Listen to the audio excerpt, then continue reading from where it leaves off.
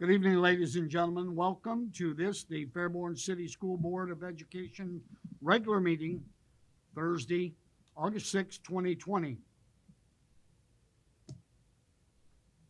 Pledge of allegiance, please. I pledge allegiance to the flag of the United States of America and to the republic for which it stands, one nation, under God, indivisible, with liberty and justice for all.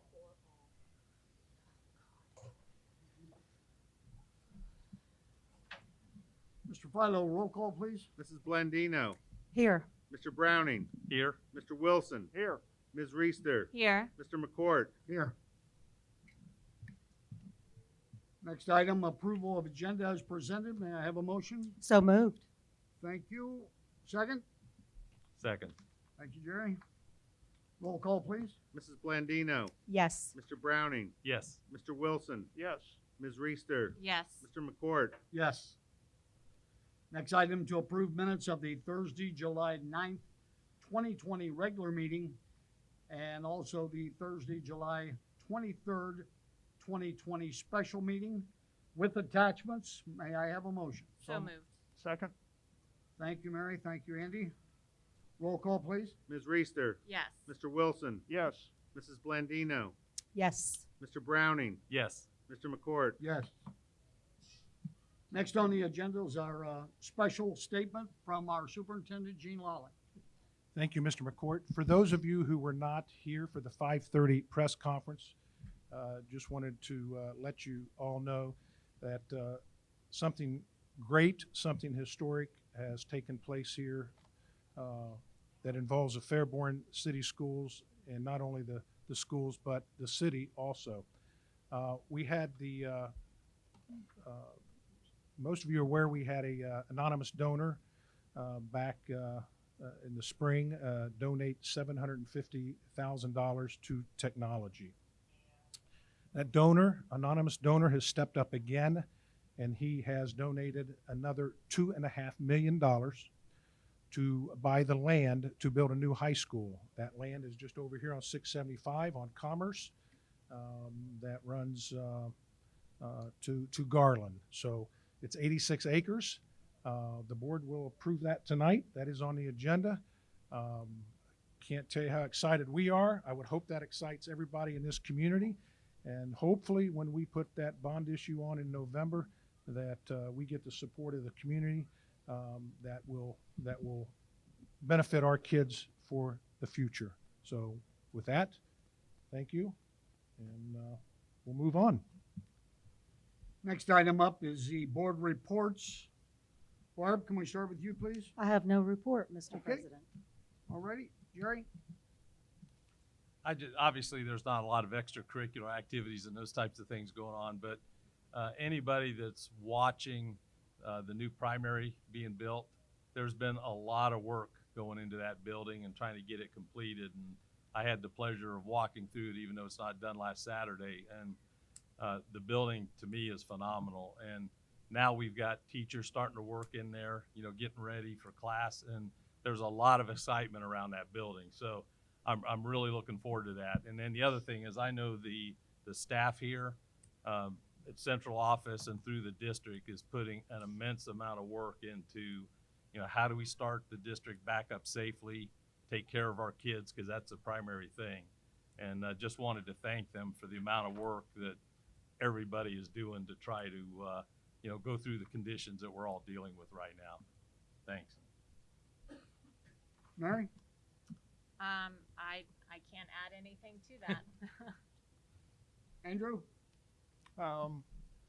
I would also like to thank everybody that has been working on the reopening plan. It's a tremendous amount of work, especially under the strong possibility, I guess, that the governor could sometime in, who knows, in the next week, 2 months, could say, everybody has to go virtual. So that would, but that's part of the plan too. And I know I, as a board member, going over these plans and approving these plans is an agonizing decision for me, because it's so difficult to weigh the benefits of having the students in the classroom and that learning environment that the classroom learning provides versus the safety concerns of what's going on out there. And it's just, for me, it's just a horribly, horribly difficult decision to make. And I just wanted to voice that. And obviously what Mr. Browning said, with virtually no extracurricular activities going on there, it seemed kind of quiet, but got this difficult times that we're dealing with. Thank you, Andy. Not much to add to that. First of all, I guess I would like to keep in our prayers our governor as he struggles through the coronavirus that he has been tested positive for.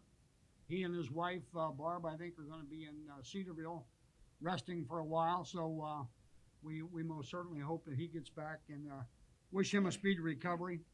As Jerry mentioned, the primary building, folks, we want to get each and every one of you through that as soon as we get the building open. And I think it's something that each and every one of you are going to be very proud of. The kids, I know, are going to love it.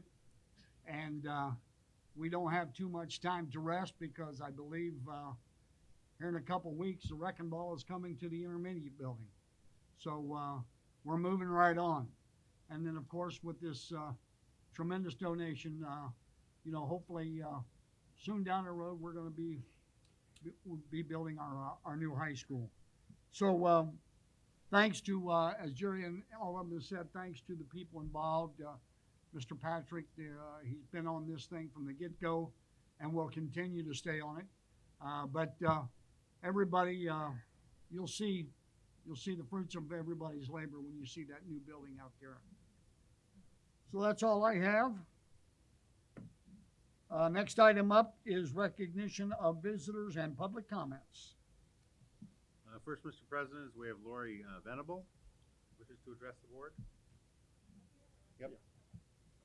If you want speakers, there are wipes here. If you want to wipe down the microphone in between, you're going to take it. Right. Okay. Can I take my mask while I'm up here? Yes. I prefer it up there, if that's okay. I can't take my mask off here. Okay. Good evening, everybody. My name is Laurie Venable. I grew up in Fairborn and graduated from Fairborn Park Hills, as did my brother. Yes, I did go to school with Mike and Barb Blandino, but that is where our similarities stop. My 3 children graduated from Fairborn High School, and 2 of my grandchildren attend Fairborn schools. Yes, Barb Blandino, I am the lady that wrote the letters to you and the rest of the school board members, and also spoke to every one of you regarding this issue. I also followed up by asking the Ohio Department of Education to investigate your behavior during this embarrassing situation for our schools. And I'm sure you were delighted when the Ohio Department of Education stated that because you're an elected official, they have no jurisdiction over you and your conduct. So one of the reasons I'm here tonight is to ask for your resignation. What I think you and your husband failed to realize is the damage you both have inflicted on the students, the teachers, the employees, and the other board members and citizens of Fairborn. Fairborn has done a tremendous job supporting our students, and the school system has after many years of mismanagement from previous superintendents. We've come a long way, and we will not go back. Every student deserves a quality education, absent from bias, bigotry, and racism. Nothing else will be accepted. You and your husband claim you are exercising your freedom of speech, but what about the rights of Fairborn's children to feel safe and comfortable in a learning environment? Your husband claims to be above reproach because he was in the military. Well, you know, based on my past letters, that my husband, all 3 of my children, my son-in-law, and numerous other members of my family have also served in the military. to the tune of almost 60 years. Sorry, I get a little emotional. My son was blown up in Iraq. My husband and my oldest son were in Iraq when they held their first free elections and fought the insurgents to ensure the Iraqi people could exercise their right to vote. They fought for all Americans and other nations to be able to have the right to free speech, as you do, and to hold free elections. But I can guarantee you that they will tell you they did not fight for individuals that teach our children to sow the seeds of hate, bigotry, and racism. You are right. You have a right to free speech in your private lives, but you also must be held accountable and suffer the consequences of your words and actions when it affects the most impressionable members of our society. You and your husband do not have the right to inflict your racism, bigotry, and hateful rhetoric on the children of Fairborn. You do not have the right to express those negative views via the Fairborn City classrooms, social media accounts, or any other avenue owned by Fairborn City Schools. I believe the Fairborn City Schools will deal with your husband and his actions. But Barb, on the other hand, you are an elected official and are elected by the very people that sit in this room tonight. You have to answer to them and those that aren't here. You have become ineffective on the very board you sit on because the majority of the citizens of Fairborn don't respect or believe you are sincere. You and your husband have become a liability, and you threaten the future of our schools. Because you are an elected official and the rest of the board cannot legally remove you, we, the citizens, can. You can be recalled and removed from your seat on the board. So again, Barb, I'm asking for your resignation. Now it's time for us to move forward. We must now join together to ensure this type of situation never happens again. Let's not forget what has happened, but let's learn from it. Let's use it as a jumping off point to start a conversation, to ensure that we not only bring in diversity training and education, but let's also ensure that every child be taught everyone's history. Yes, we need Black history education, but we also need women's history and the history of immigration. And it needs to be mandatory for every child before they enter into our combined and complex society. About 20 seconds left. Okay, got one more sentence. We must use this momentum that we were gaining before this negative situation, and again, strive for excellence to ensure the next generation can go out and change the world. Thank you. Next, we'll have Julia Rang.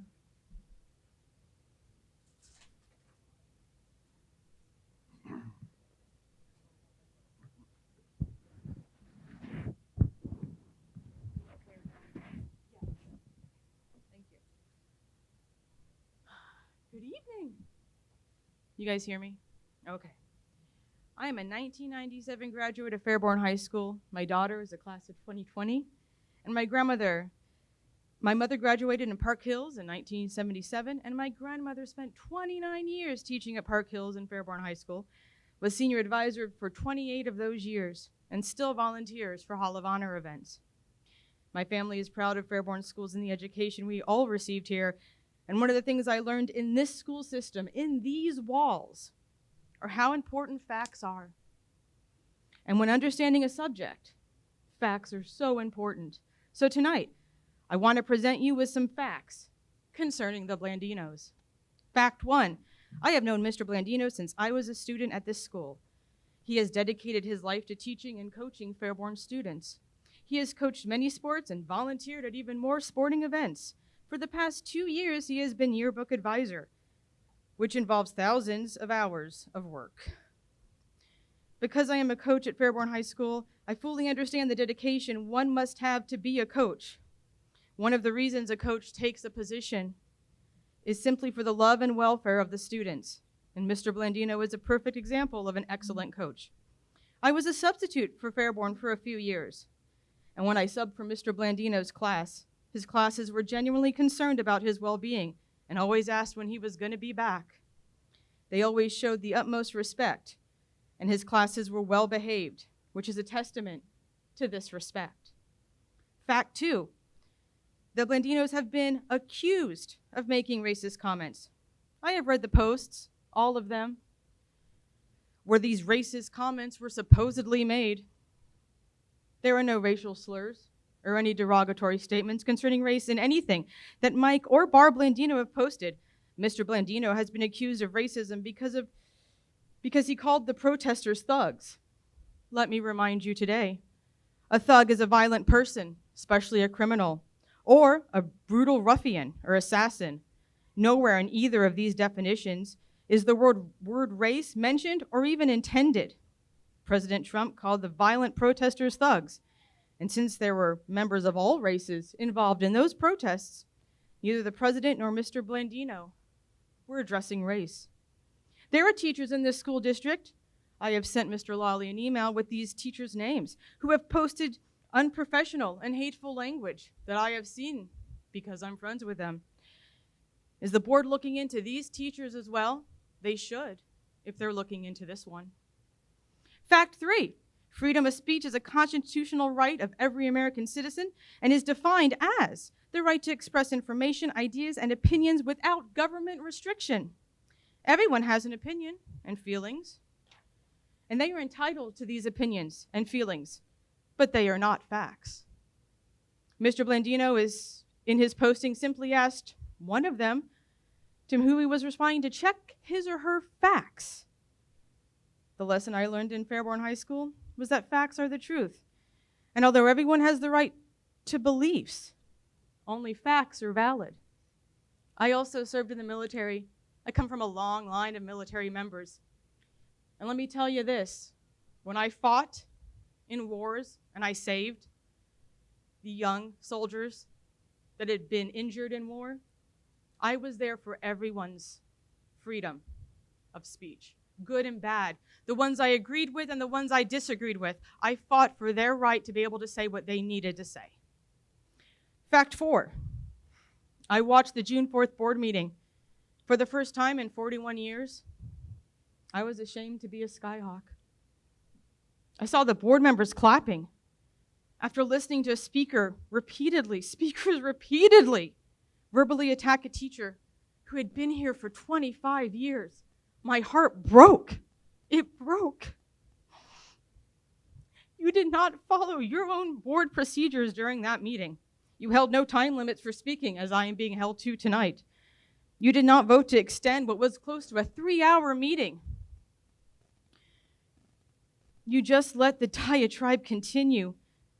You did not even uphold your own rule of not allowing comments to be directed at certain board members. These are just a few of your rules you did not follow. How unprofessional that meeting was. I was truly downhearted, disgusted. I literally was nauseous to see Fairborn City School Board members act as you did. And unfortunately, for the first time in 41 years, I question the integrity of people that sit on this board. Do you know that Mike and Barb Blandino had to leave town because their vitriol was so heated? Did you think to stop by taking sides and applauding that you were responsible for such a situation getting even more out of control? Did you even think that maybe, just maybe, someone had a personal vendetta against one of your teachers and one of your fellow board members, and you became part of that vendetta, a puppet in a way? It is your job to remain neutral, and in that meeting, you failed. Finally, I want to say to the Blandinos, I am so sorry you're going through this. It is not deserved. Both of you love this school and have always been champions of Park Hills and Fairborn High School. Your dedication to football games, dances, class trips, heck, you even had your wedding here, shows your love. Thank you for all that you've done. Mr. Blandino isn't here, but I hope he hears this. I want you to know that you have changed the lives of many students for the better. You have been a role model, a mentor, and one great teacher.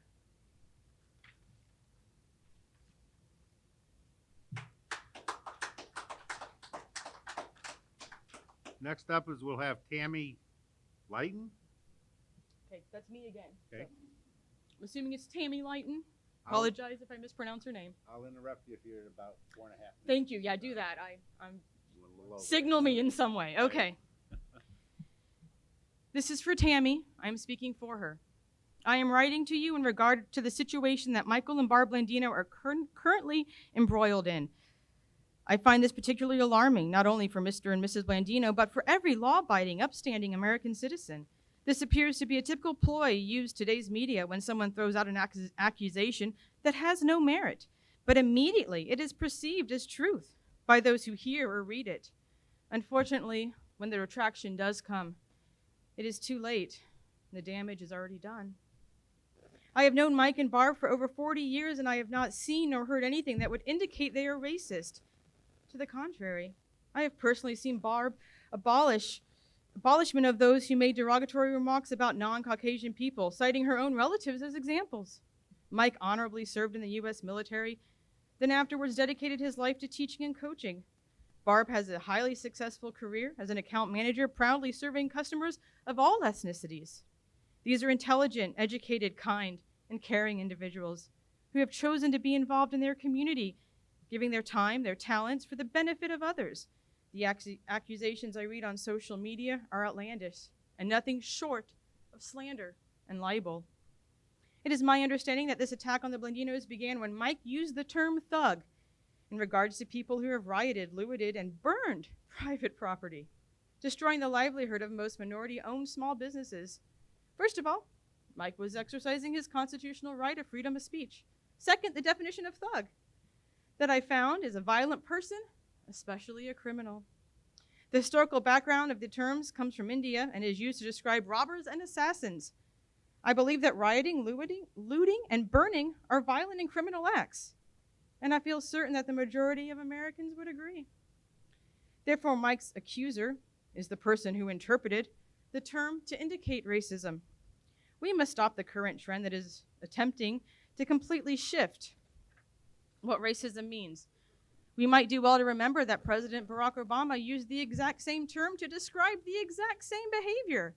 If I understand the situation correctly, Barb has been included in this senseless attack because as a private citizen, she simply responded with the word nope to a post encouraging support of Black Lives Matter organizations.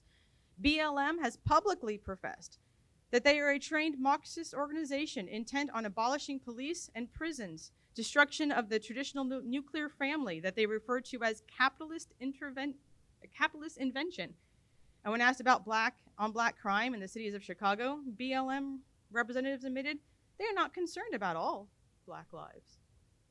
The BML website indicates it is a tool for funding the Democratic Party. Every citizen has a right to choose to support or not support this organization.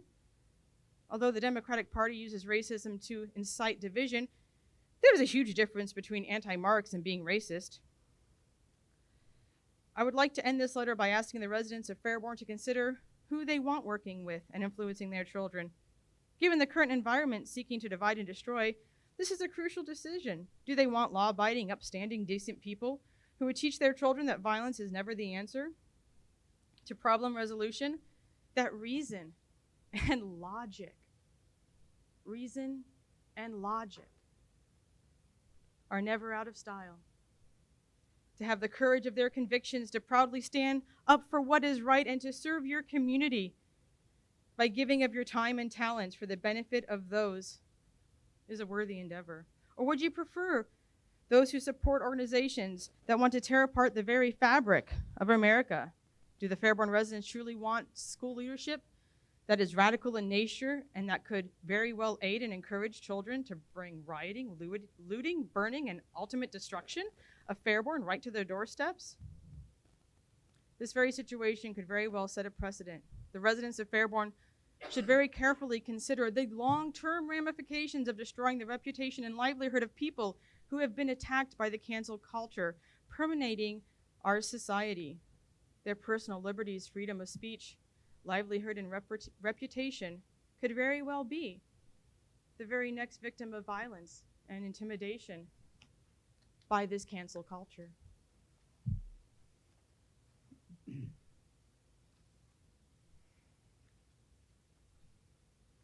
Next is a statement from Kim Papenfuse. Close enough. Close enough. Excuse me, can we have the address, name and address?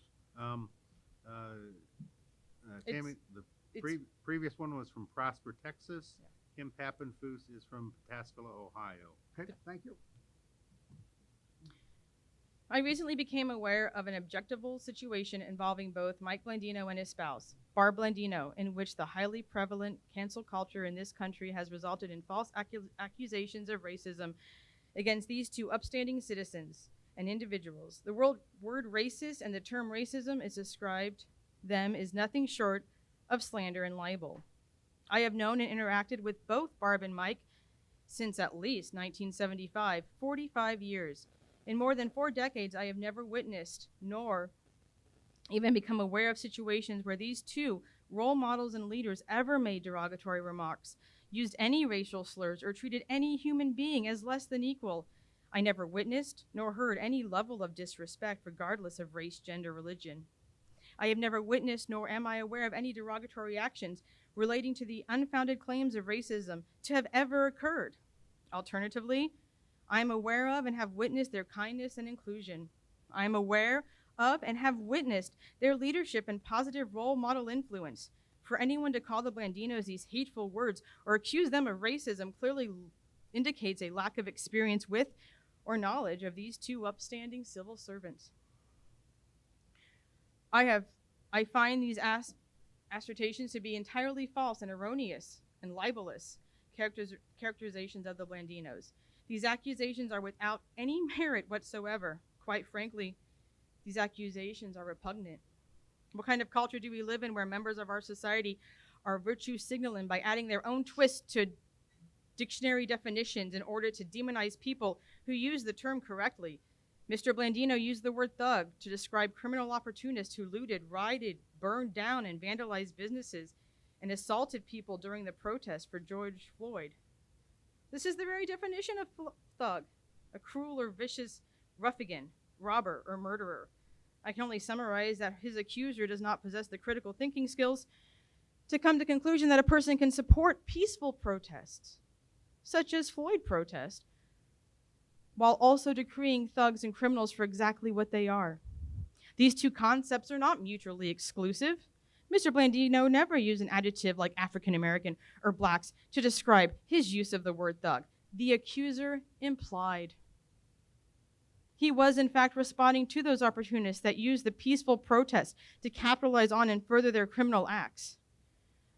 I searched the Merriam-Webster and other online dictionaries and can find no official definition of thug that equated that word with any race or skin color. The only person who twisted the word thug and related this word to race or skin color was the accuser. I think this says more about the person's character, conscious or unconscious bias, that it will ever say about Mr. Blandino, who was only referring to the criminal element regardless of race. But canceling Mr. Blandino was not enough. The cancel called mobster then went after his wife. The mob acted as judge, jury, and executioner and determined, after redefining Mr. Blandino's words, that his wife was also guilty of racism simply by the virtue of their marriage. It is disgusting to me that in a free society that these false claims can have such dire consequences without benefit of any due process whatsoever. In summary, I want everyone to know that I will gladly stand up and provide character references for the Blandinos to ensure that the reputations of 2 more victims of this cancel culture madness is preserved. We must check the motives of the accusers in a society where the uneducated and inexperienced unjustly twist words and definitions out of context and then label people that they do not know as racist and accuse them of racism. We must challenge those who base their accusations on their own racial bias to unfairly apply cancel culture and shut down any intelligent or mature debate or discourse. And it is past time to push back against those individuals who are quick to judge. We cannot continue to allow mere accusations, reminiscent of the Salem witch trials, to falsely accuse and indict citizens without benefit of experience, with or knowledge of those individuals, and without any fact-based evidence. About 20 seconds. This is not who we are as a free country under our Constitution, and it is not who we should be as U.S. citizens who want to preserve these truths. The next statement is from David Nettles of Fleming Isle, Florida.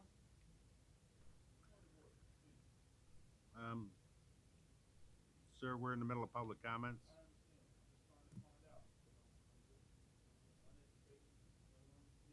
All right.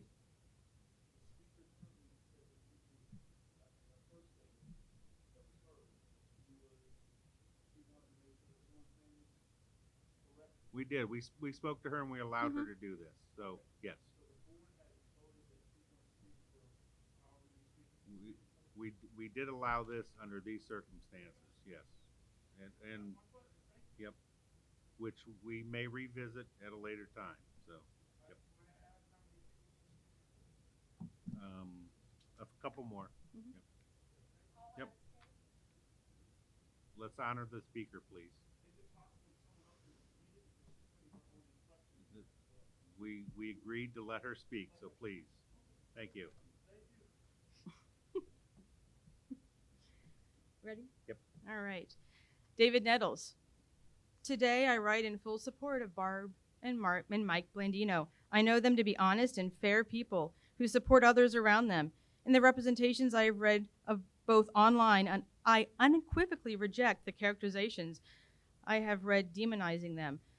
I have known both since 1972 while attending Park Hills High School, eventually to graduate in 1976. I knew Mike both as a member of the wrestling and football teams, Barb as a cheerleader. Both were friends outside of sports.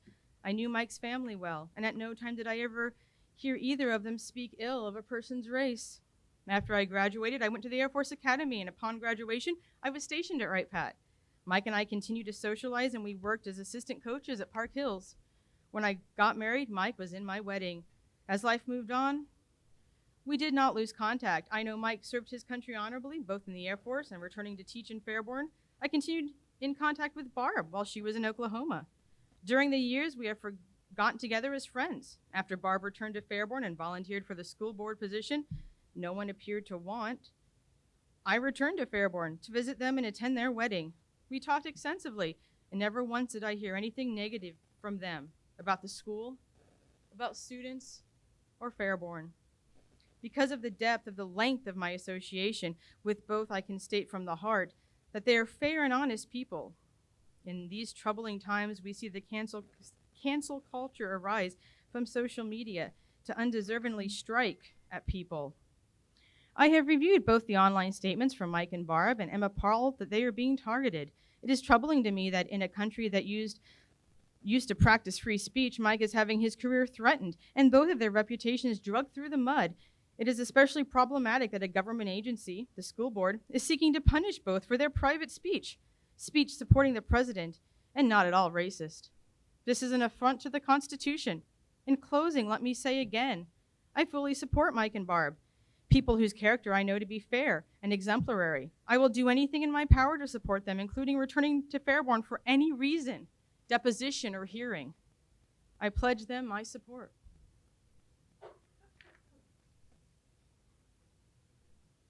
Next, we have Brian Levy from Colorado Springs, Colorado.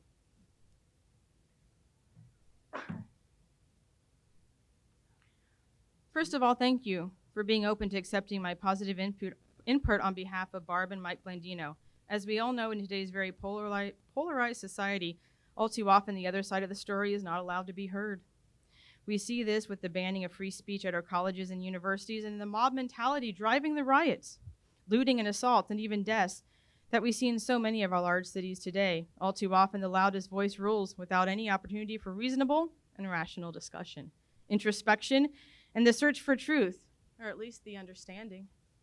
Consequently, I pray that this investigation that Barb and Mike have been subjected to purely because of the difference of opinion with a few people on a couple of Facebook posts is conducted fairly and without bias or pressure from radical organizations or associations, and that Barb and Mike are found not guilty of the slanderous accusations that have been hurled at them. Now for my testimonial. I am Brian Lively. I am the brother of Barbara Lively Blandino. I have known Barb her whole life and believe I can truthfully attest to the quality of her character and the depth of her convictions. We grew up in an Air Force family. Dad was an officer with a primary specialty code of pilot. That meant we moved an average of every 3 years, requiring us to live in numerous states, and even Goose Bay, Labrador, where we had the opportunity to see what living in a different country was like. Back then, as it does now, the Air Force consists of people from very different backgrounds and ethnicities. And every time we moved, we met and became friends with children of those diverse Air Force service members working with our dad. Many people don't get to experience the positive, fulfilling, and educational benefits of knowing and befriending so many different kinds of people as we did growing up in the Air Force. That experience helped mold us into what we are today, people who understand and respect everyone for what they are, certainly not discriminating against anyone because of their race. After several moves, Barb and I ended up graduating from Park Hills, while Dad was assigned at the F4 Systems program at Wright-Patt. The reason I mention the 18 years of our life is to provide some perspective on how we grew up and the impact of being in an Air Force family has developed our character.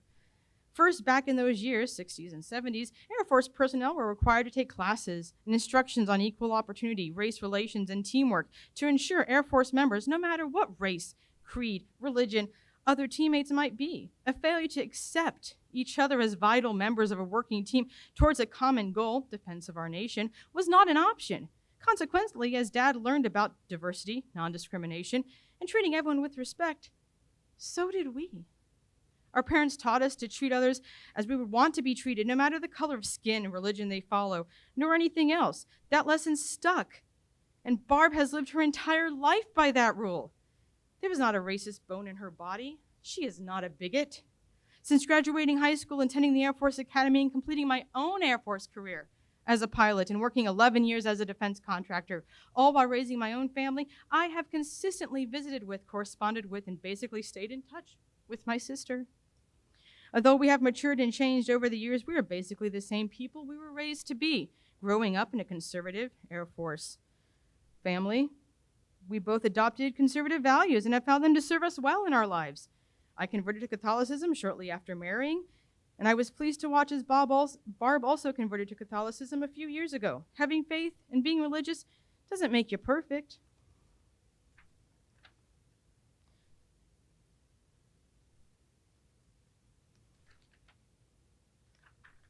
But it usually gives people the tools they need to pursue a righteous life, and reinforcement of the golden rule throughout that pursuit is not a bad thing.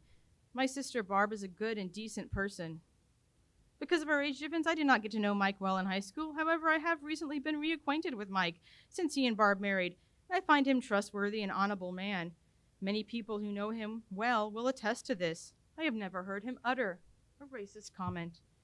In order to treat other people equally, with respect and in non-discriminatory ways, must we always agree with them? Of course not. Differing opinions are part of what founded this wonderful nation. Sometimes different opinions end with an agreement to disagree. So I have some questions. Are Barb and Mike Landino people of solid beliefs regarding how they live their lives and what they want for their family and country? Yes. 15 seconds. Does Mike Landino's post of responding to Facebook, wherein he used the word thug to describe violent looters and rioters, non-race specific, was twisted and perverted in order to tag him racist and actually make him racist? It was misinterpreted. Does Barb Landino disagreeing with the progressive Facebook post by saying nope in her response make her racist? No, it does not. Next we have Carol Kanji from 1552 Glendale Drive.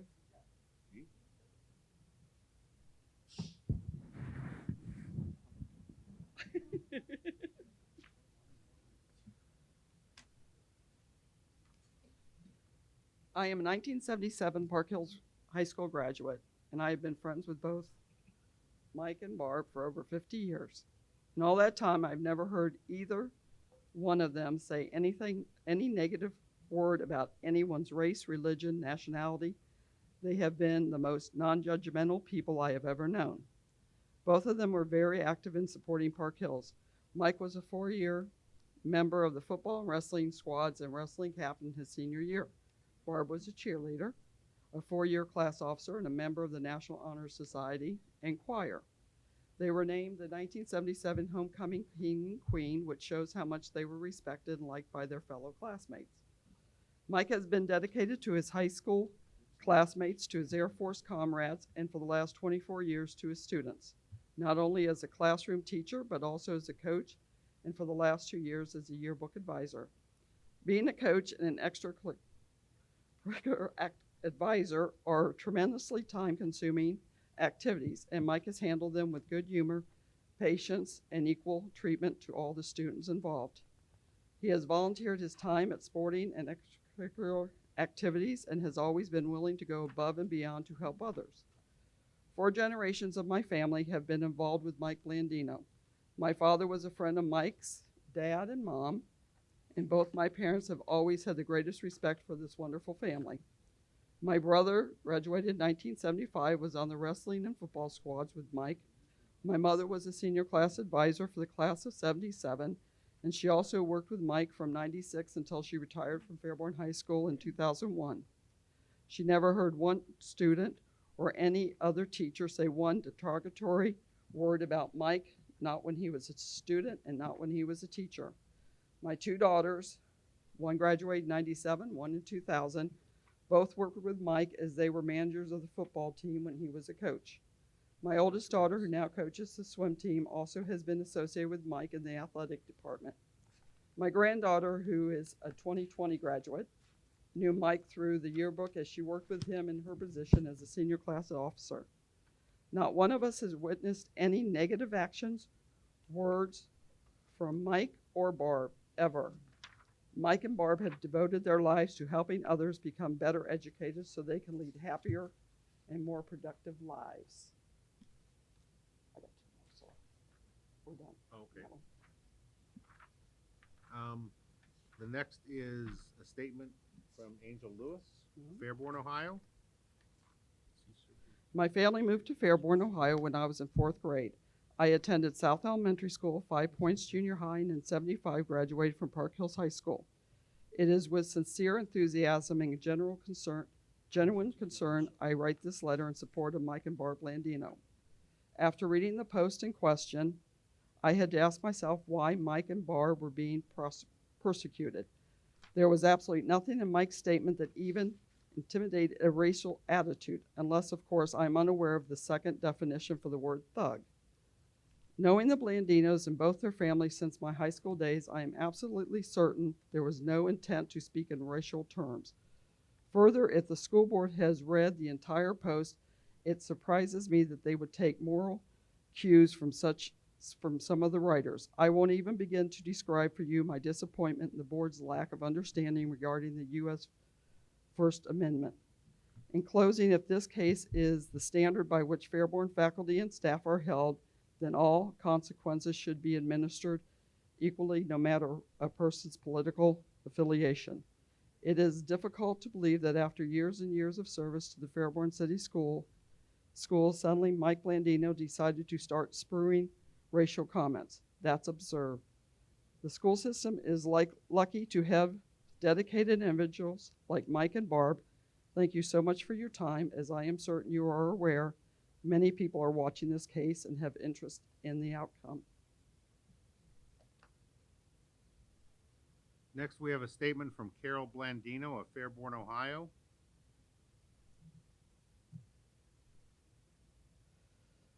Okay, I am Mrs. Michael R. Blandino Carroll. I am the proud mother of Michael Blandino. Mike graduated from the Fairborn school system in 1977. He was an excellent student and participated in many athletic and extracurricular activities. He then went on to college and earned 2 bachelor's degrees and 2 master's degrees. After his distinguished career in the military, United States Air Force, retiring as a major, he then decided to return to his alma mater and go into teaching. While teaching at Fairborn High School for almost 2 decades, he spent 12 to 15 hours a day coaching and attending every athletic event, baseball, football, bowling, basketball, even volunteering to work at most events.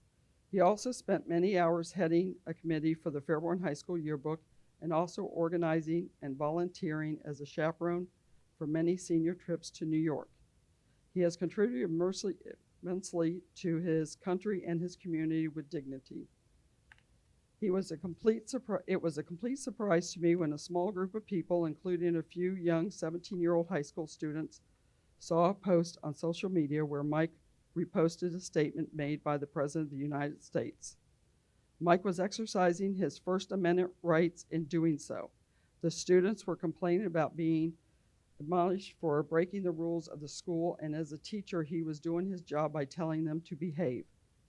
I also graduated from Fairborn High School and raised my 2 children to respect everyone's race, color, creed, and now it seems like the board is using Mike as a scapegoat for the atmosphere in our great country. I watched the last 2 school board meetings, and I was astonished and disgusted to see members of the board applauding the false statements made against Mike. You are supposed to be neutral, board, and hear both sides of the accusations. But instead you put a gag order on Mike so he could not defend himself against so many false statements. Mike is a great son, a wonderful father, and a loving husband.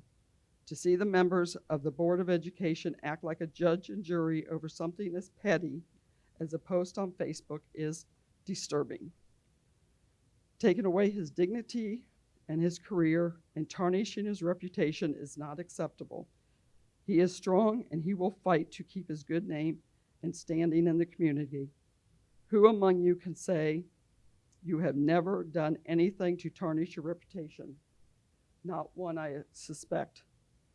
I am not as proud of the Fairborn school system as I was. I have lived here for 65 years and supported every levy over the years. Not so sure of my feelings now. Thank you.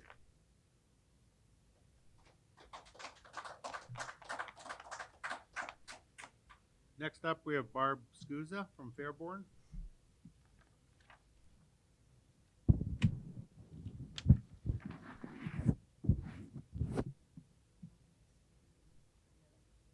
So, where's Sandra Kane from? Okay.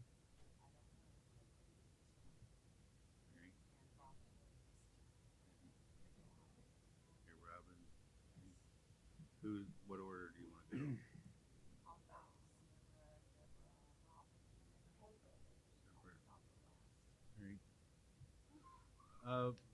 Barb Scazza will be reading 4. The first is from Sandra Kane of Reynoldsburg, Ohio. Hello, I'm Barbara Scazza. I have, I'm going to read my statement last. I'm reading for Sandra Calhoun Kane. I would like to lend my support for Mike and Barb Blandino. I personally have known both of them since the age of 16. We were schoolmates and members of the same church in Fairborn, Ohio. That's 45 years of friendship. Our 1977 graduation class at Park Hills had several hundred classmates, and both were well-liked and respected by our entire school. Recently, I attended their wedding this past winter. I traveled from Reynoldsburg, Ohio, back to Fairborn for the occasion with another classmate, and I can say the travel conditions were less than perfect. That says a lot right there. Upon arrival, I was so pleased to see so many former classmates in attendance from all over the country. It was like a mini class reunion. We all were so happy to see 2 wonderful people together again after all of these years. Here's what I can tell you about each of them. They're honest, intelligent, educated, kind, thoughtful Christians, good, solid, flag-waving Americans. If you need help with something, they are right there to lend a helping hand or a supportive word or a prayer. Barb and Mike are the first ones to organize a group for community outreach, donations for those in need, or for fun and enjoyment. They both believe exercise and fitness make a well-rounded person and have shown these qualities to their friends, family, and community their entire lives. Their professional lives have been filled with contributions to our youth who will make the biggest impact in the world today. I can say unequivocally that I am proud to call both of them my friend, and I respect their beliefs and ideals. It takes a very strong person to speak their mind in today's environment, and many people are out there to find something that isn't there. The next is we have a statement from Deborah Reed, address unknown. This is from Deborah Reed. I have learned of the situation with the Blandino family. I have known both Mike and Barb for many years. I have known Mike since elementary school. A better man would be hard to find. There was a time in junior high school when Mike was the only one willing to explain me the math that I was having trouble with at the time. He was patient and kind, and I remember it still, even if he doesn't. Mike was always willing to help someone. Mike doesn't have a racist bone in his body. Thug is a general term for a troublemaker, regardless of race or religion or any other bias you wish to dream up. Perhaps if his accusers had looked up the definition in the dictionary, this would not be happening to good, honest, decent people. And this would have ended before it started. As to Barb Blandino, I have known her since I was 14 years old and a freshman in high school. A kinder girl would be difficult to find. After all, it was high school. Barb always included everyone in her circle of friends, as she did me. She still gives to whatever community she lives in. She comes from a military background. That racist attitude would never be tolerated. They were a kind and generous family. The Blandinos are stand-up members of the community, and for that, they were persecuted. The people who are complaining should look to themselves long and hard, and perhaps we should investigate them and see how well they stand up to such a prejudiced scrutiny. I may not live in Fairborn, but my mother stayed after I left. I still have family and many friends there. I wish I was facing you guys. I'm supposed to be talking to the board, so. Next, we have a statement from Robin Williams of Beaver Creek, Ohio. I'm going to read it like it's written. My name is Robin Williams. I retired in 2015 from Wright-Patterson Air Force Base as Chief Labor and Employee Management Relations after 38 years of federal civilian service. I spent numerous years handling complex workplace disputes, many of which involved equal opportunity discrimination complaints. I am now working in real estate where I assist my husband, broker, owner of a real estate company in our community. I am writing this letter on behalf of Mike and Barb Blandino, who I have known for nearly 45 years. I first met them in high school and have fond memories of our times spent in classes, high school football games, wrestling matches, school dances, and socializing in the student commons.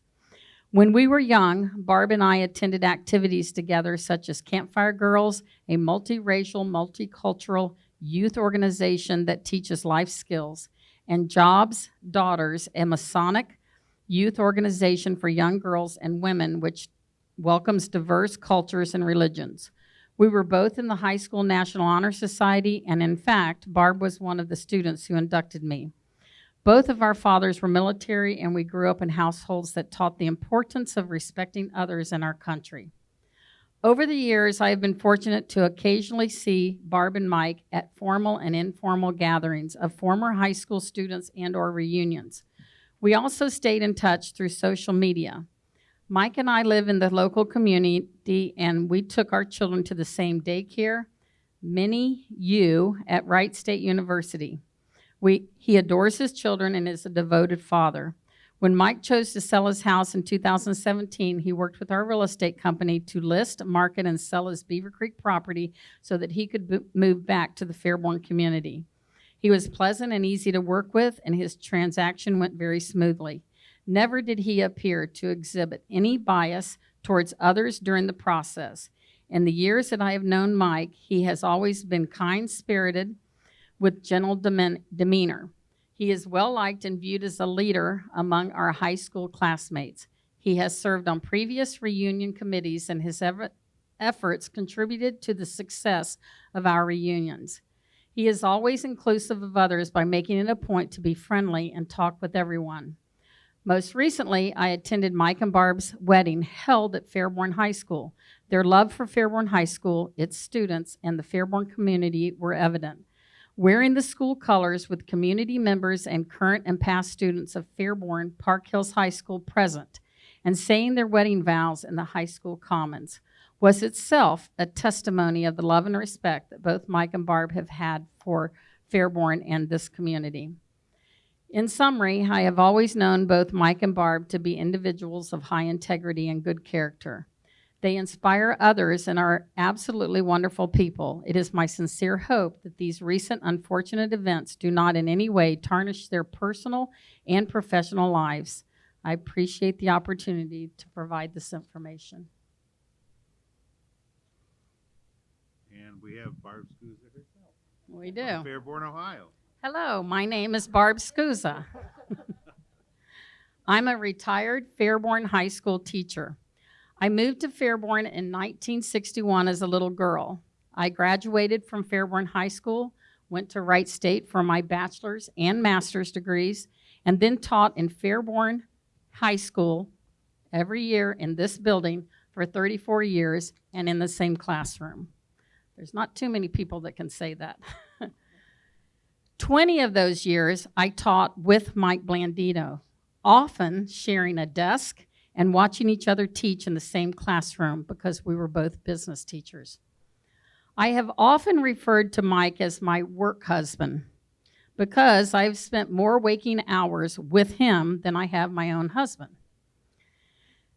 During those 20 years, we have planned many lesson plans together, projects for students, and even been co-parents on many of the senior trips to New York City, more times than I care to count. Probably more than anyone else in this building, I have been a witness to Mike as a classroom teacher. Not one time have I ever seen Mr. Blandino treat a black student differently than a white student. Not one time have I ever heard Mr. Blandino make a racist comment to any group of students or adults. I have seen Mr. Blandino being very passionate about political beliefs, his military background, his patriotism to the country, and his enthusiasm for his students and his family. Mr. Blandino expects, outright demands, like most teachers in this building, that students listen, behave, be respectful, follow the rules, and do their work. When they aren't doing that, he can be very, very loud and outspoken. Some people construe this to be racist. Is Mr. Blandino the best teacher in the world? No. Am I? Definitely not. But we both love our jobs. We love our students of all color. We love Fairborn City Schools. I have been with him in New York City and witnessed him pull out his wallet and pay over $200 to make sure that our family got a fun meal at a place that was New York atmosphere when some of the students didn't have enough money to pay for it themselves. I came to the board meeting where many people spoke out, and I respect everything they said. And I was part of the people that clapped because, just as I'm clapping today, I feel like everybody has a right to say what they want to say, and I applaud that. They have a right to speak and state their opinion, but that doesn't necessarily make their opinion the truth. A student in that meeting referred to Fairborn as a racist town. They said Fairborn High School was known as a racist school. And they called all teachers at Fairborn High School racist. That is absolutely false, as you guys all know. I'm sitting here looking at many past teachers and employees and board members of Fairborn schools. And you're not racist. I'm not a racist. And I took offense to that when the students said that. I really did. Nothing could be further from the truth. I guess I have one last question for the Board of Education. If Mr. Blandino or any teacher in Fairborn City Schools or Fairborn High School had displayed a Bill Clinton, a George Bush, or a Barack Obama bobblehead in his room, would you have asked him to remove it, or would he have lost his job because of it? Thank you.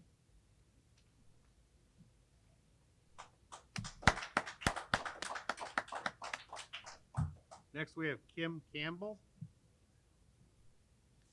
Kim, what's your address? Fairborn? No, no. No, I did. Fairborn. Fairborn, Ohio? That's good. Thank you. Hi.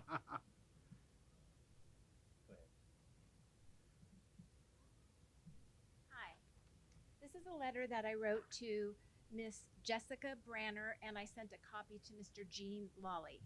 Can you not hear me?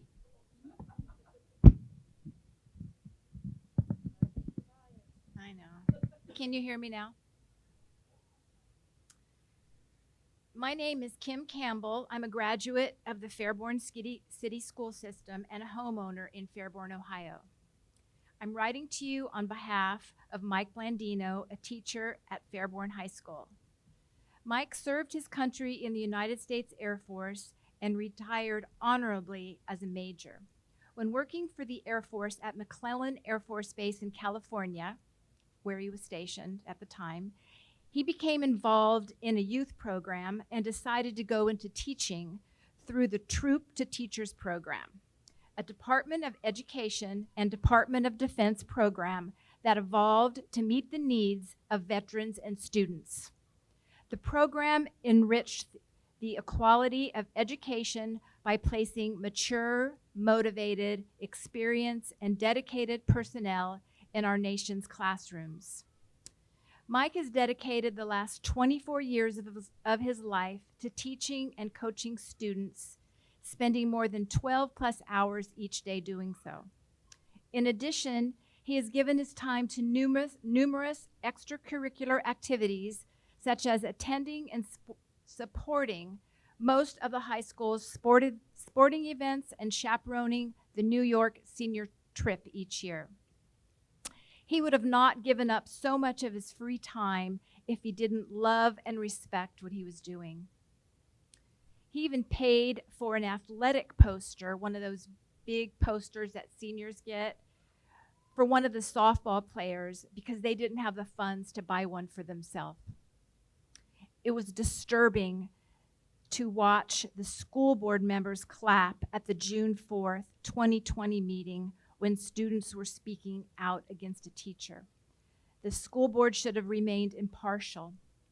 It's everyone's right to free speech, but as a school board, they did not give Mike the right to defend himself against a handful of complaints. Complaints about phone privileges being taken away in school are ridiculous. No student should be looking at their phone when they are in class. There shouldn't even be a warning. Just take the phone away. Why doesn't the school board talk to Mr. Blandino to hear his side, give him another chance to teach or work in another capacity for the city he loves? Did they take into account his previous 24 years of teaching at Fairborn High School? Do they not give teachers the right to defend themselves? This is a hard time in the world, but fairness should be at the forefront of their decision, not just to listen to one side of an argument. Thank you.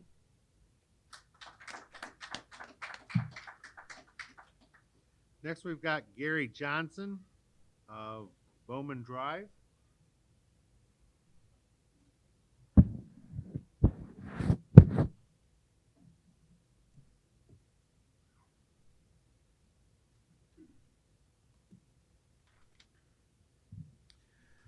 My name is Gary Johnson, Bowman Drive, and I'm a proud 1979 graduate of Fairborn Park Hills High School.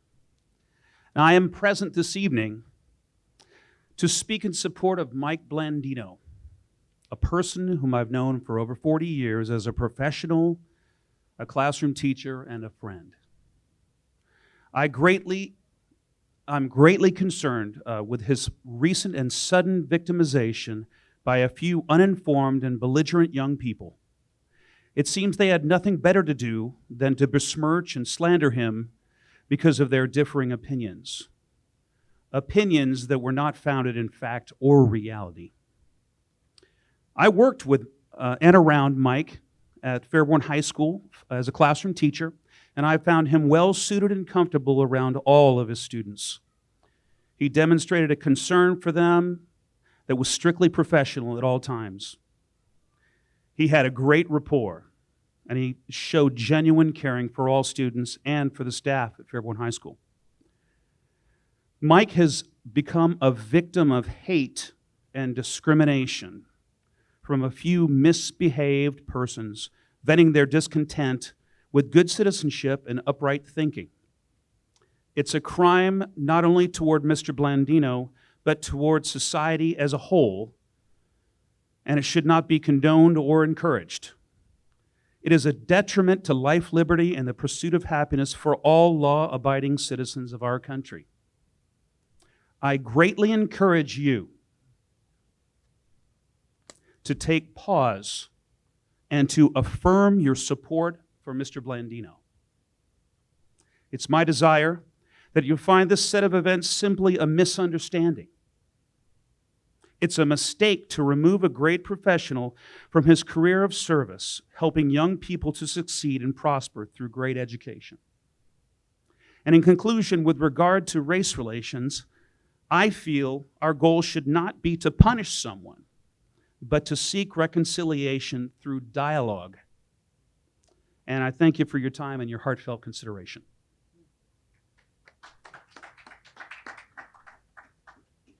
Next, we have Chris Mustard from Fairborn.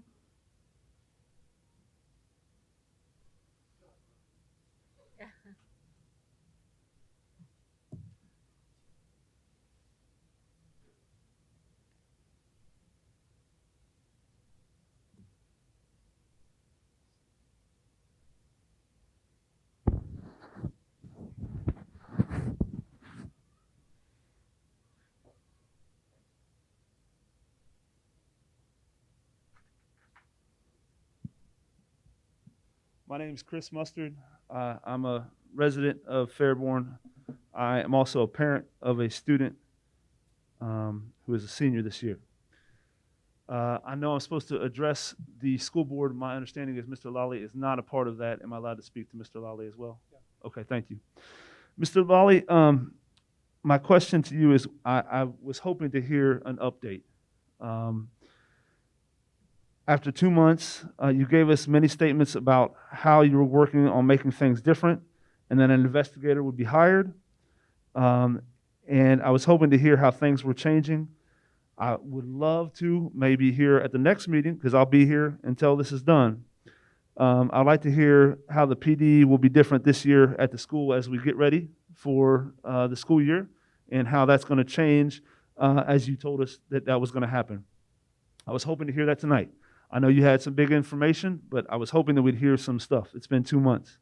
Mr. President, you asked for prayers for our governor. I appreciate that, but I was hoping that we might hear some prayers for our minority students as well.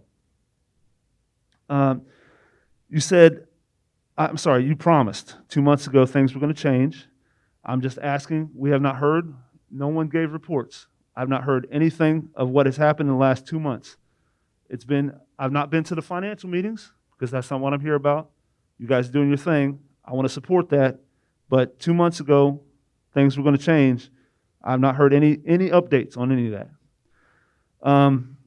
I have heard definitions of protesters. The protesters that protested are wonderful students that protested 2 months ago are not thugs by the definition that was given today. So they're wonderful teenagers speaking out for what they believe in, which they are welcome to do. I would also like the board to reconsider hearing letters from people who are not here. I'm missing time with my family and my responsibilities to be here, And I think that, as the first speaker had said, she wanted us to stick to the rules, then let's all stick to the rules. I don't know the Blandinos from anybody. I really don't. I've heard many character witnesses for the Blandinos tonight. It really makes no difference what their character is, because I could list many coaches that have had longer careers than Mr. Blandino and have made way bigger mistakes than his. Not one person here tonight has stood up for the Blandinos and said they didn't make the comments. What they said was not right. Not the people that were speaking for the character, but the Blandinos, what they said was not right and not appropriate to be said on school-owned media. I would not say I haven't made mistakes either.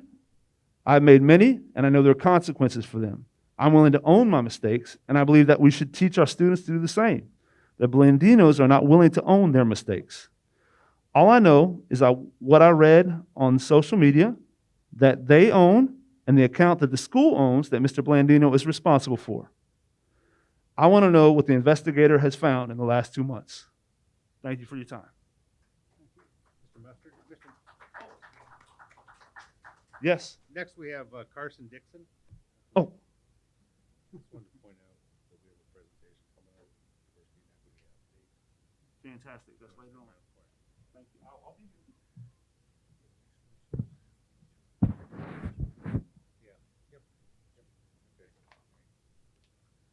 Carson Dixon is from Fairborn. All right.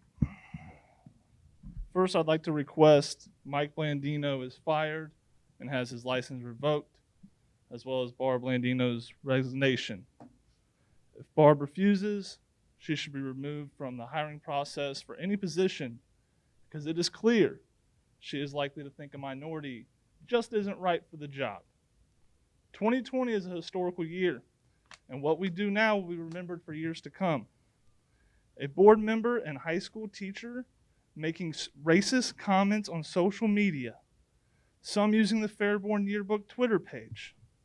During my 8 years in Fairborn schools, I was never allowed to wear a hat in class, but you allowed a teacher to wear a hat that symbolizes white supremacy in school and then use it as a decoration to make it clear minorities aren't welcome in his classroom.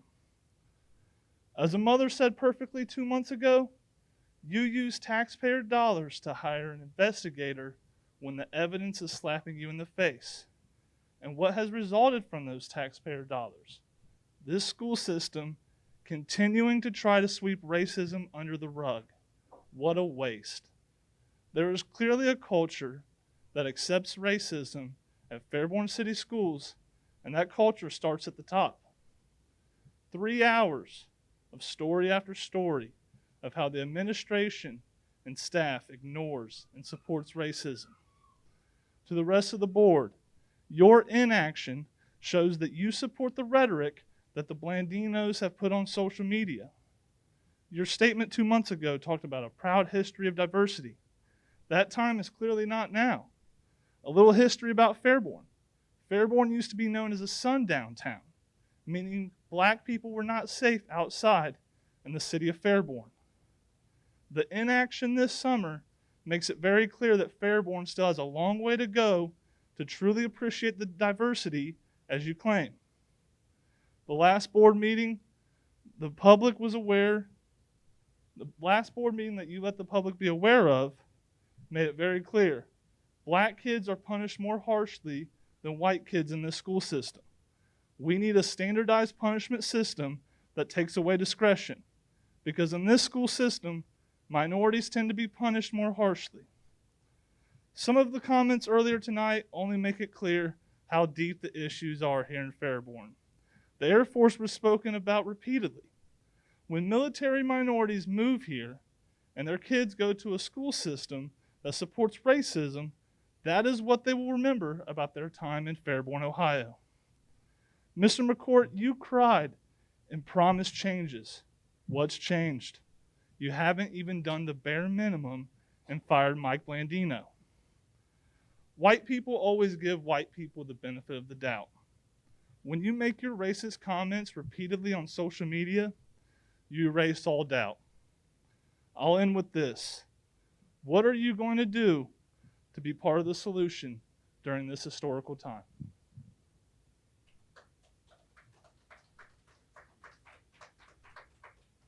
Our last speaker is Justin Hammock from Fairborn, Ohio. Is there anybody else that wishes to address the board?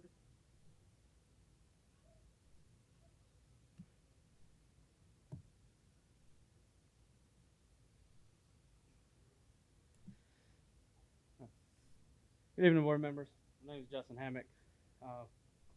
Didn't know how to come to this board meeting today. I had a speech, but I decided not to go by it.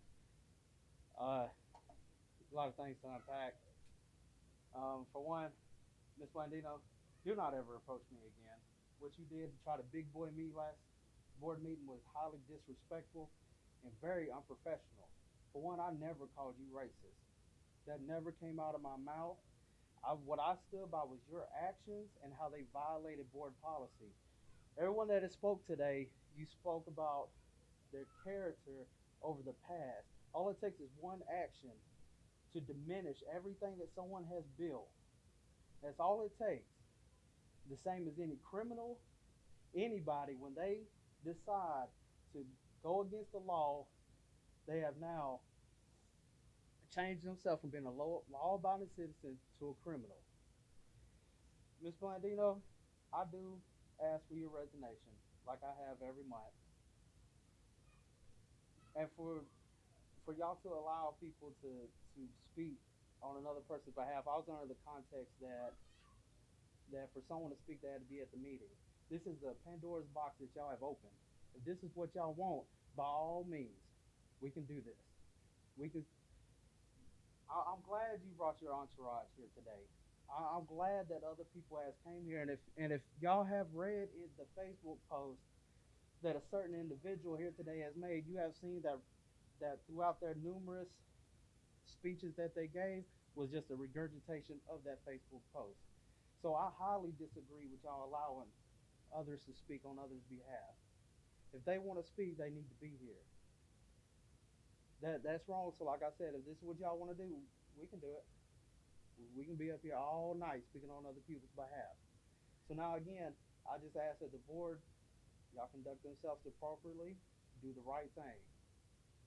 It doesn't matter what you perceive is right or wrong.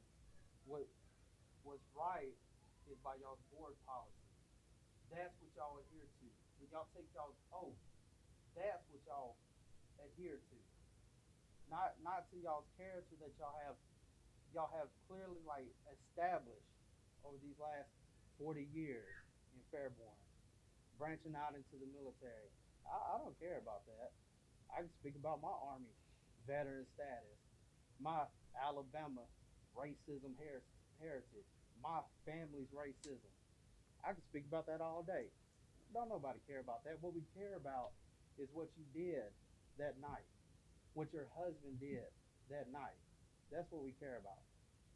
So again, I expect y'all to do the right thing. And I do, again, ask for your resignation, the same as your husband's. What y'all did was wrong. So I'm done.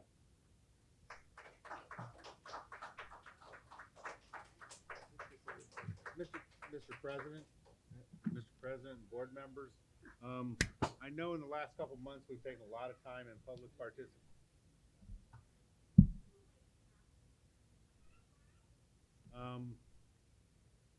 No, but you'd still be limited to the same 5 minutes. All right, you'll have to wait till the end of the meeting and then approach me then. Mr. President, board members, it's been obvious over the last couple months is the board has strive to hear everybody and given a lot of time to this. And we went over the rules in terms of the 30-minute participation, which took a lot of time. We did the same thing tonight. We allowed written statements to be entered in, and I think as a board we should discuss if we want to going forward strictly adhere to our public participation at board meetings in terms of we don't want 100 different statements, and we do have public business to conduct here. So maybe in our work session, we talk about that, and just to be aware that we do have certain guidelines that we have consciously tried to hear everybody, but in order to get business done, we may have to go back to that policy. Yes, sir. Yep. All right, I've got a It's copy of the 5. policy if you want. Yeah, It's 5. 5. Thank you. And approach me after our meeting, then we'll talk. Mr. President, we do have a couple changes on here. The first, under school district presentation, we have Greene County Career Center, Mike Eaker.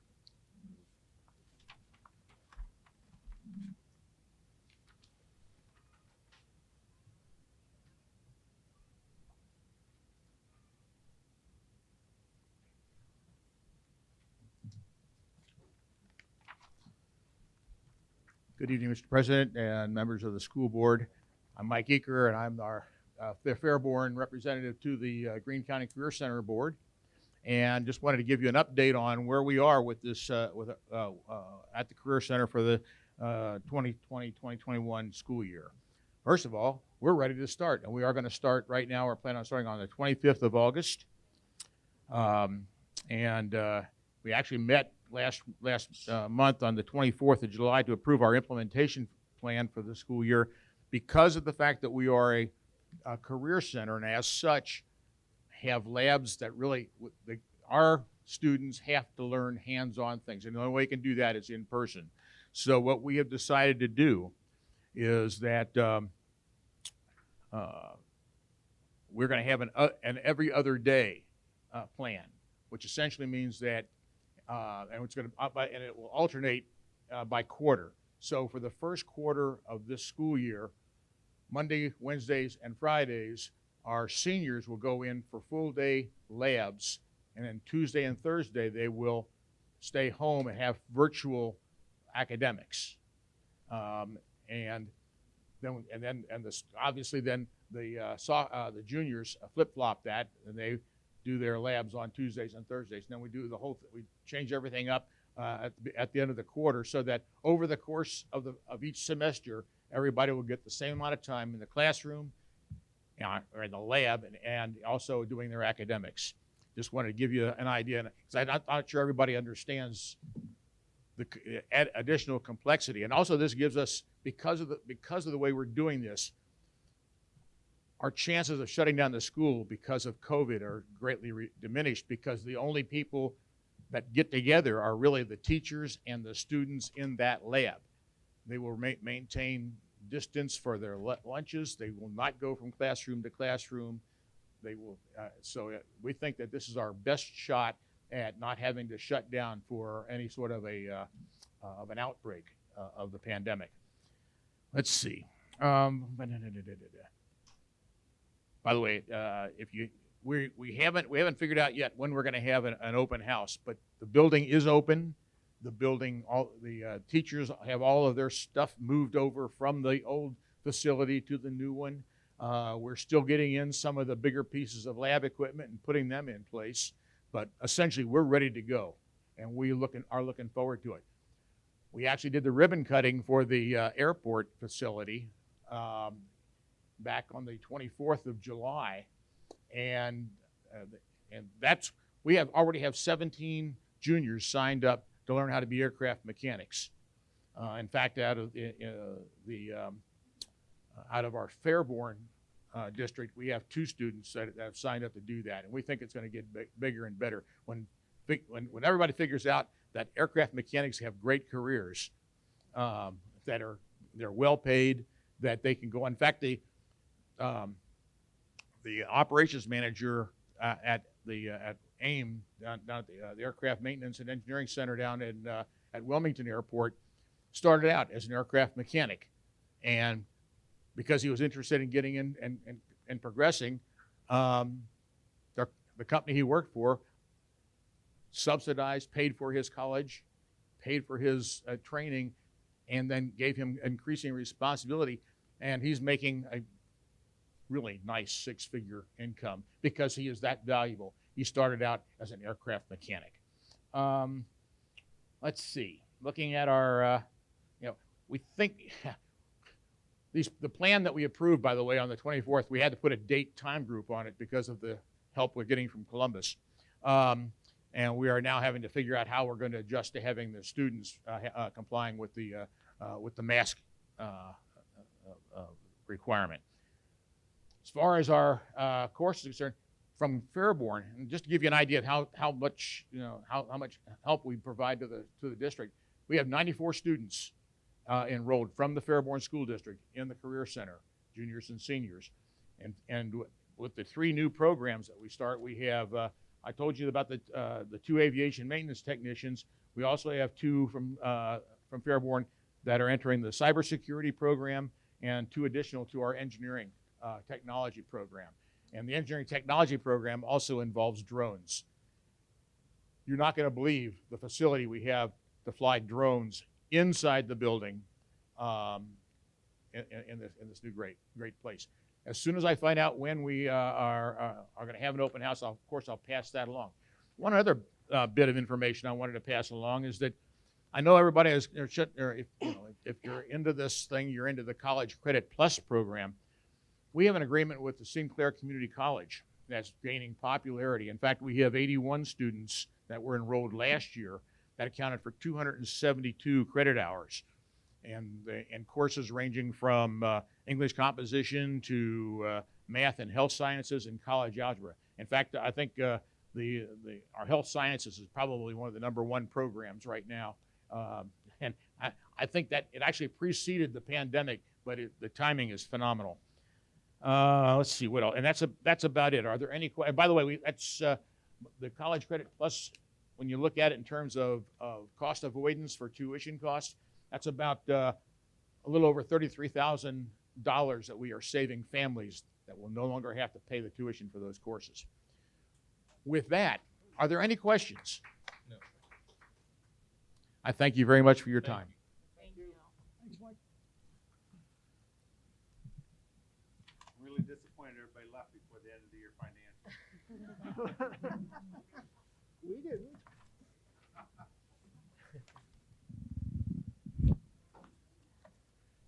What? Okay. You yell at me if I don't use it. Pleased to present to the Board of Education, the administration, and the public our June monthly financial report, which is also the end of our fiscal year. Our fiscal year runs from July 1 through June 30th. Happy to report in terms of it's been a crazy last 5 months, not just in the world, but finances as well. The governor cut our budget at the last moment by $808,000. We received a $750,000 private donation.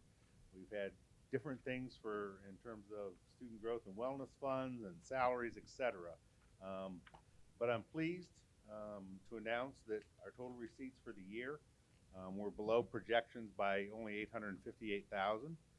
Take into account the $808,000, and we're pretty darn close on a $50 million business. Our expenditures were below for the month of June. Our salaries were a little bit below for the month, and now we're below for the year to date by $644,000. Our total expenditures for the year were below projected by about $800,000 or 1.6%. The fantastic part, and I don't have any music tonight, but I'm very, very proud of our ending cash balance. Back in last September, I projected an ending cash balance of $31.5 million. We ended with an ending cash balance of $31.46 million. We were off roughly $65,000 out of a $50 million budget, and with all the craziness,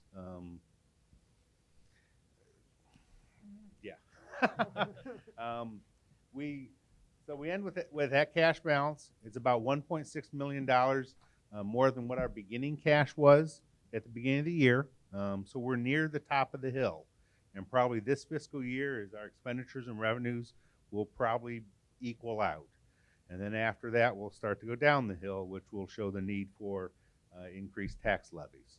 But in terms of right now, we're in a very stable, strong financial position, and we look to continue that. So, any questions on the board on the financials? Now you get the commercial. Who can recognize the purple cow? That's the one that get a guy rides during the commercial. Boost? The Experian Boost Cow? The Experian Boost Cow is the commercial is for how to boost your credit scores. So what I would like to talk to our people about is what I call the Fairborn Boost and how to boost your property values. Okay? So think about it in terms of how can you quickly boost your property values?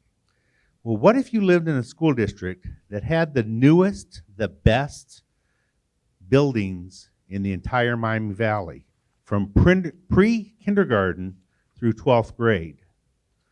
Well, what we're doing is we're offering the opportunity for the low cost of about $200 a year or $17 a month that if you vote yes in this November, it will give us the opportunity to build a new high school and to leverage that funds to probably build a new middle school at some time in the future. That would give us the newest buildings in the entire Miami Valley, pre-K through 12. No other district in the Miami Valley would be able to boast of that. How does that help your property values? What I want to see is when they do a listing for Fairborn, it says proudly Fairborn Schools. That people want to move here. That people drive by that building and say, I want to live there, I want to buy here, I want my kids to go there. We've always said that Fairborn Schools is a good value. Our property taxes are extremely low when compared to other places. We're a good investment. We show you exactly how we're spending our money. We maximize what we can. That an individual cared enough to give $3.25 million is just remarkable. But what we want to do is those people that don't have kids in school or grandkids in school, that this levy, this bond issue has some value to them. That if their housing value rose 5,000 or 10,000 or 20,000, in terms of the school districts are one of the biggest drivers in terms of house value. And so a great school district benefits everybody, whether you have kids in school or not. So we're going to offer this property value boost in a simple way. Vote yes in November. We'll build a great high school. We'll leverage that money from that high school and build a new middle school and have pre-K through 12, brand new, newest in the Miami Valley. And if you get the opportunity to see our new primary, it is fantastic. You'll be so proud of it. So, any questions? I can't believe you guys don't know the Experian Boost Cow. You need to watch more television. Who was it? John Cena. Thank you. No. Next Okay. item, we'll go back to Mr. Lally. As most of you know by now, we've moved the starting date back for our kids due to a few different reasons. We have moved the starting date back after Labor Day, which is September the 8th. We did that for a couple of reasons. One, we had the flooding at the primary, the new primary, caused a lot of damage. About 15 rooms were damaged, and again, that set us back a little bit. Teachers need some more time to move into the new primary and get their rooms ready. They got a lot of things in the last couple weeks, which I think Mr. Patrick will talk about that here shortly. And again, it was important that they get enough time to be prepared for the opening of our schools. The other big reason was, we have two buildings that still do not have air conditioning. and our kids will be wearing masks. And it could be a little difficult on those hot days wearing a mask up on the second floor at Baker Middle School. So trying to get out of 2 weeks in August, coming back the last 2 weeks in August, we can get away from 2 weeks of heat. Now, it's still probably going to be a little warm in September, but I think hopefully that will be better. And if on days, if it's real hot or whatever, we need to dismiss a little early, we will do that. We will keep an eye on day to day. You know, if you watch the news, and some schools are changing their start time, restart. Sometimes that's changing every day. I think Kettering or somebody changed something up today. So we are going to watch that very closely. We will keep in mind the safety of students first and staff as we move along here during this coronavirus situation. With that, as I said, we will start with students on September the 8th. Staff will report on August the 26th. So they will get about a week and a half of staff development to prepare their rooms, professional development, as I said, remote learning. Some of them will be doing remote, particularly with the honors AP courses. So there's a lot of prep they're going to have to do before the students come. So they start on August the 26th. Our Christmas break will be normal. It'll be a 2-week break from December the 21st, and students will return on January the 4th. Spring break will start Monday, March the 29th, and basically go through Monday, April the 5th. And then the seniors' last day will be May the 28th, and last day for students will be June the 3rd, and teachers will last day will be June the 7th. So that's basically just a snippet of our new calendar. This is hot off the press. This is this is like a big jigsaw puzzle to make it work, because our students have to be in, high school has to be in so many hours throughout the year, and our elementary have to be in so many hours. Our preschool has to be in school for 36 weeks, and just making everything fit. A lot of hard work went into that. We tried to work it where the students and teachers got out there in the May, and it's just not working. So we had to go a few days there in June. So with that being said, I think this will soon, if not now, this will be on our website. Okay, so this is the latest effective today, our calendar. And I think you're going to be approving that here on the agenda in just a little bit. Just for a moment. I'm sorry? Last day for students? Last day for students, June 3rd. June 3rd. Yeah. Yeah. We have two options right now that the board approved last month. We have the traditional kids coming in, and we've offered virtual. So parents can choose which they want. Right now, it's about 50-50. We have the traditional. Now, these are from the total number of parents that have responded. Okay, so we have a number still that have not. But as of today, the parents have chosen 1,258 total students have chosen traditional. 1,269 have chosen virtual.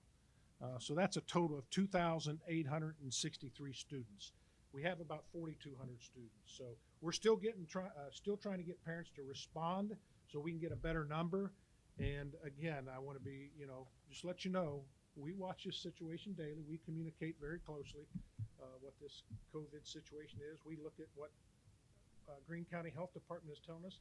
I believe last time I checked, we are at level 2, which they still approve level 2. It's still okay to go to school. But the good thing is parents still get to choose. So with that, that's the latest update. And I think we're going to Mr. Patrick for facilities update. Yeah.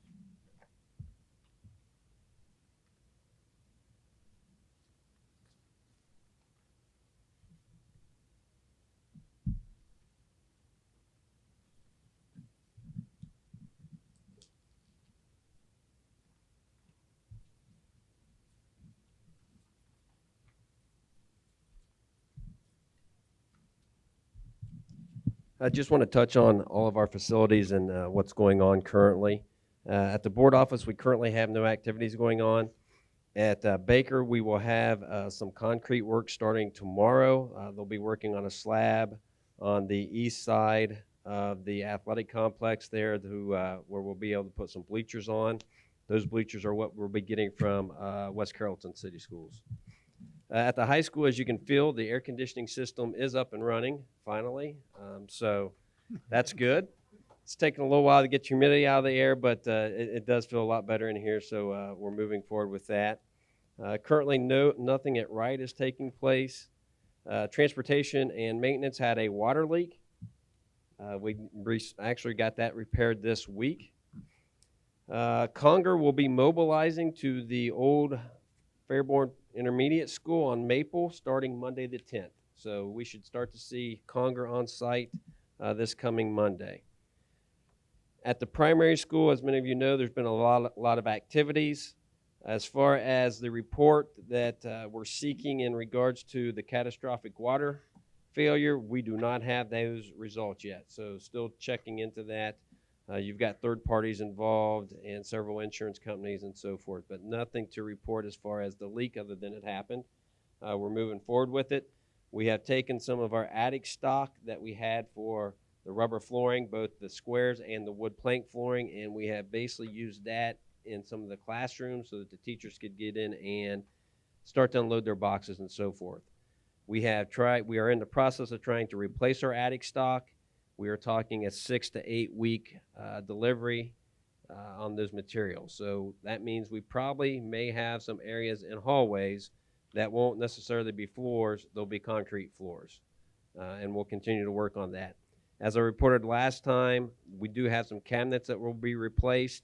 Those cabinets will be pulled out either after school hours or over the weekends as we move forward with all that. We did have teachers report to their classrooms this Monday, August the 3rd, and I can honestly say that every day I've been down there this week, we've got a ton of elementary teachers in there working really hard to get their rooms ready for this upcoming year. We do have a fire alarm system that's properly working. We've got some training that's taking place tomorrow, and we also have an elevator that will be tested next week and inspected. We still have a problem with the phone lines. At this point in time, we do not have an active phone line at the primary school. We're still waiting on that. Hopefully that gets resolved next week. The playground mulch to the area that we have recently made into a mulched-in area, that will be taken care of this weekend. And today we received the temporary heating plan for what we will do moving forward when it does get cold outside for the building. Since the water leak occurred on the hot water line, we have to come up with a temporary solution. We received that today. I was in a meeting with SHP, our architect and engineer today, and we will probably most likely send back some of our revised thoughts on that process. So that is still not finalized yet, but we do have the first draft of that possible plan.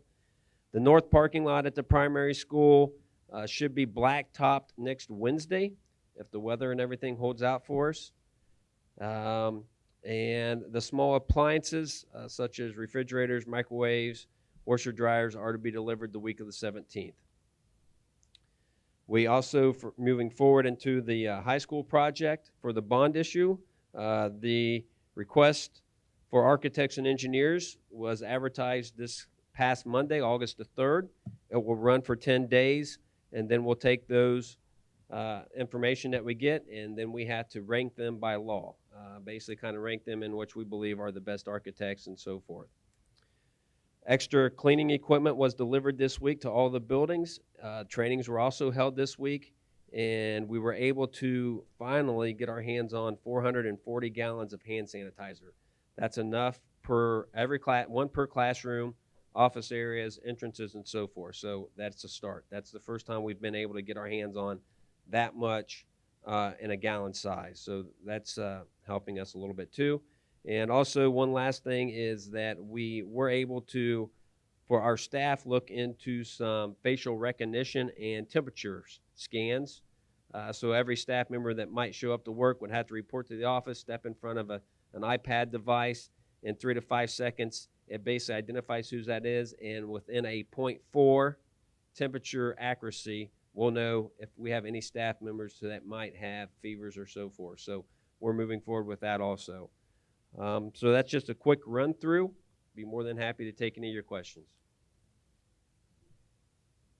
Thank you. Thank you, Jeff. Okay. Next up, and Mr. Mustard, this may answer your question and concern you had earlier. Next up is Amy Gayhart, Director of Classified Personnel and Director of, and I just had a senior moment, Director of Educational Services. Educational Services. Thank you. Something. Yeah. Something. Director of something. Good evening. I am here tonight to talk about diversity and equity initiatives that Fairborn City Schools are currently planning and looking to implement for the coming weeks and months. We are fortunate enough to have partnered with Dr. Krista Aguirre. She is a professor of education at Wright State University, but she actually has her PhD in cultural studies. I heard Dr. Aguirre speak at a partnership meeting that Wright State Department of Education had with their partner districts a couple of years ago. And I thought that she was a very powerful speaker who made a lot of relevant points for educators, things that we don't always talk about or think about. She talked about unintentional bias, and she talked about stereotypes that we may not even recognize that we have and how that could play out in education. So she has agreed to work with us, and the very first thing that we wanted to make sure that we secured was some professional development for our staff prior to school starting. And so she is helping us to coordinate a full day of professional development before students return. She will continue to work with us throughout the year to implement additional professional development. And she has suggested several good ideas of things that we can do to, once we implement this professional development, to keep the conversations and learning continuing with our staff. So one of the first things that she said is, as soon as we do this professional development, she's got a very relevant book that she would like to make available for a voluntary book study that she would help us lead, and that will also help us identify staff within our buildings and different departments that can be leaders in this effort as we move forward. We have also asked her to help us identify or create some internal accountability measures, such as bias reporting, where we allow for our students, our staff, and our community to report incidents of bias that they may encounter in a way that is non-threatening, and so that we are aware and we can address issues, again, that may be unintentional or that we don't even realize are occurring, but are certainly bias. And then the last item that she is currently helping us with is to, with the board's permission, coordinate a position that would help work with diversity, inclusion, and equity within our schools. And she indicated the last time I spoke with her that she has helped other schools hire similar positions, and that she would even be willing to sit on the interview committee if we would like to have some input from her. Some other things moving forward that we have discussed and will continue to discuss and implement. First, conducting a school climate survey. We've conducted school climate surveys in the past, but looking specifically at issues of equity and inclusion and how we can find opportunities for growth. To conduct textbook reviews and evaluations of new textbooks that we're looking to adopt. We have a very basic textbook evaluation process, but again, she has opened our eyes to resources that help look for unintentional bias or unrecognized stereotypes that may put certain students at a disadvantage by using different textbook series. We are also looking to establish a group of students, alumni, parents, and community members so that we can talk about the unique experiences of people of colors in our schools and how to improve that. And then finally, we're exploring the developing of an initiative to create a kind of grow your own program where we would identify students of color who are in our schools now and might have an interest in becoming educators or even working in our schools, maybe not as educators. We employ a variety of different categories of employees and help provide support to them as they go through training that would be needed for that, in the hopes that they'll return and work within our school district one day. So that's all that I have. Does anyone have any questions? Sure. Yeah. Real quick, Amy, you said soul climate. What was that term? The school climate survey? School program. climate, yes. Okay, very School good. Thank climate you. survey. Oh, I didn't catch that. Great.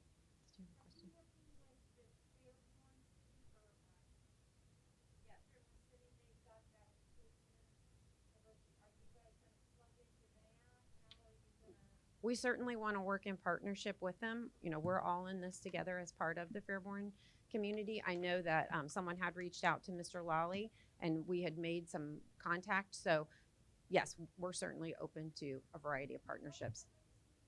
Dr. Krista Aguirre, her last name is Agiro. Yes. Any other questions? Okay, thank you. Thank you. Thank you, Amy. Mr. President, Board of Education, while we're transitioning, I would ask that you look at item XIV under the administrative reports and superintendent's recommendations. We'd like to switch out a job description for special education assistant. Wrong job description was submitted in your packet. This is the correct one. Will not take any change on the agenda. Please. Is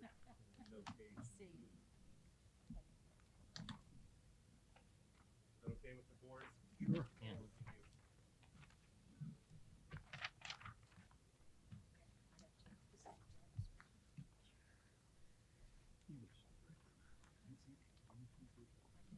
Moving on to, I believe it's item number 10. Budget and Finance, it is recommended by the treasurer to approve receipt of the attached monthly financial report for June 2020. You have your attachments on both items A and B. May I have a motion? So moved. Thank you, Barb. I'll second. Thank you, Mary. Roll call.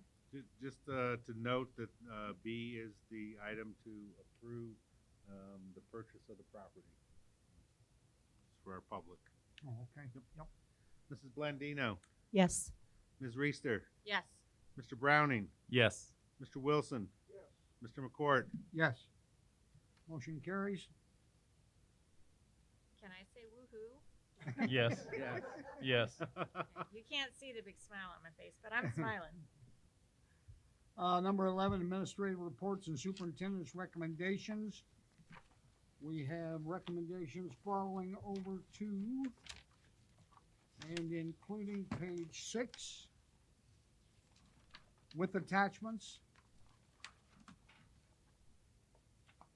May I have a motion? So moved. Thanks, Jerry. Thanks, Andy. Roll call, please. Mr. Browning, Yes. Mr. Wilson, Mrs. Blandino, Yes. Ms. Reister, Yes. Mr. McCourt. Yes. Motion carries.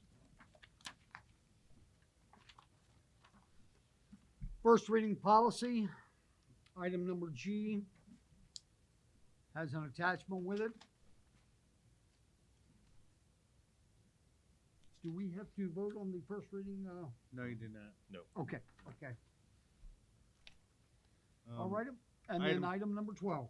Item number 12, Mr. President, is I would recommend that the board go into executive session for the specified purpose of the appointment, employment, compensation of public employees, or the investigation of charges or complaints against the public employee.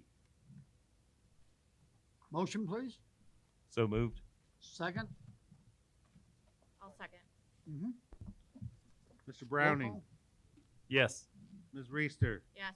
Mrs. Blandino, Yes. Mr. Wilson, Mr. McCourt. Yes. Board anticipates we'll take a short break here. We'll go into executive session in about 5 minutes. We'll come out of executive session. We may have a work session, but anticipate no other action items tonight other than adjournment